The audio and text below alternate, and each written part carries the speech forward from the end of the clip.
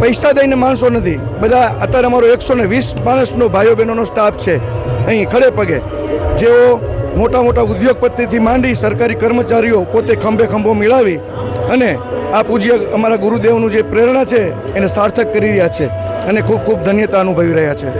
હરિઓમ હરિઓમ હરિઓમ. હરિઓમ. શું કહેશો, આ આટલું મોટું અન્ન ક્ષેત્ર મહાશિવરાત્રિના મેળા પર ચાલી રહ્યું છે ને આટલા લોકો જમી રહ્યા છે, એમના વિશે?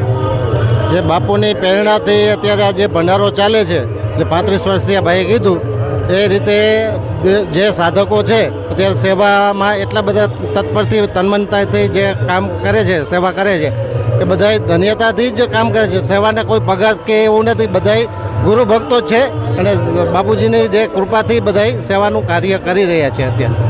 અને આપ પણ અહીંયા સેવાનું કામ કરો છો, 5 દિવસથી 5 દિવસ કન્ટિન્યુ હોવ છો. શું કહેશો, આટલું મોટું અન્ન ક્ષેત્ર ચાલી રહ્યું છે, 5 દિવસ કન્ટિન્યુ સેવા આપો છો, કેવું લાગે છે અને ભક્તો વિશે શું કહેશો? સેવા આપીએ છીએ અમે, દર વખતે સેવા આપીએ છીએ અને બધાને અંદર કઢી, ખીચડી, શીરો અને ગરમા ગરમ ખવડાવીએ છીએ બધાને, નિઃશુલ્ક બધાને.